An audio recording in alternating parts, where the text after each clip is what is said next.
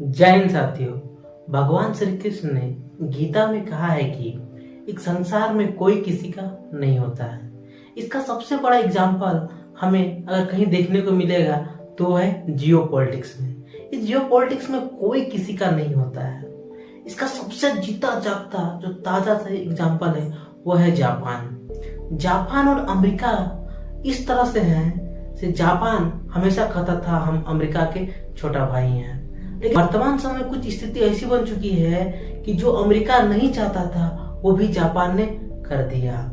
याद कीजिए वो 2022 का दिन जब रशिया ने यूक्रेन के ऊपर हमला किया था और सभी देशों ने रशिया के ऊपर सेंक्शन लगाना शुरू कर दिया था।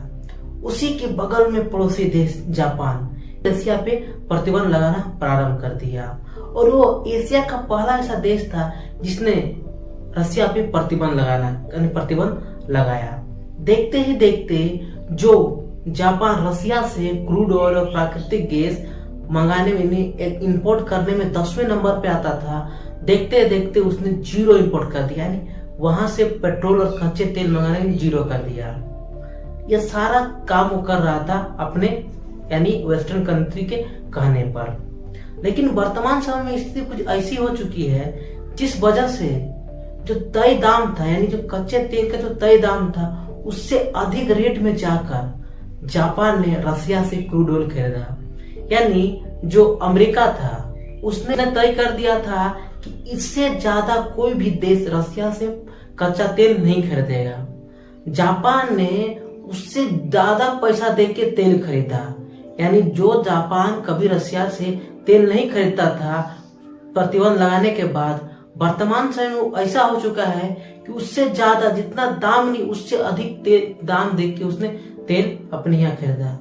आखिरकार ऐसा क्या हो गया तो तुरंत रशिया यानी जापान पलट गया। तो आइए इस वीडियो में उसके बारे में जानते हैं। देखिए, इसके मेनली 2 रीजन हैं जिस वजह से जापान ने रशिया से तेल खरीदना प्रारंभ कर दिया। पहला रीजन, जो पूरे विश्व में अगर हम तेल सबसे ज्यादा देखें तो गल्फ कंट्री के बाद से, जिसे एक संगठन चलता है ओपेक के नाम से। रशिया ने ओपेक यानी सऊदी अरब को फोन किया और कहा कि हम एक अलग संगठन बनाएंगे उस अमेरिका और वेस्टर्न कंट्रियों को टक्कर देने के लिए।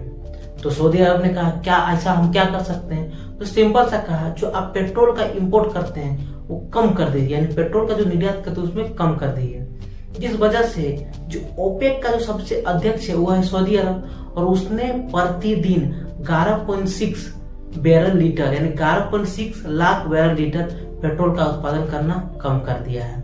अब जब पेट्रोल का उत्पादन कम कर दिया है तो अब जिस चीज का उत्पादन कम होगा उसका प्राइस तो मार्केट में बढ़ जाएगा, जिस वजह से पूरी दुनिया में आने वाले समय में कहीं ना कहीं पेट्रोल का रेट बढ़ते हुए नजर आ सकता है। और एक जापान एक ऐसा कंट्री है जिसके पास अपना चीज कुछ नहीं है, वो दूसरे देशों से कच्चे चीज इंपोर्ट करता है अपने देश में और उसे नया चीज बना के मतलब अच्छा सा टेक्नोलॉजी डेवलप करके उसी चीज को ढांचा देके पूरे विश्व को बेचता है। जिस वजह से जैसे पेट्रोल का रेट बढ़ गया तो उसने तुरंत रशिया से पेट्रोल खरीद लिया। दूसरा तरीका यानी दूसरा रीजन, वर्तमान समय में जापान में 41 साल में सबसे ज्यादा इन्फ्लेशन रेट बढ़ा है। यानी 41 साल में पहली बार ऐसा हुआ है जहां महंगाई दर सबसे हाई पहुंच चुकी है। इसके पीछे का रीजन है कि जो जापान है वो जापान चाहता है अब हम खुद से अपना सैनिक अपना डिफेंस अपना हथियार बनाए, क्योंकि उसको अब अमेरिका पे भरोसा नहीं रहा।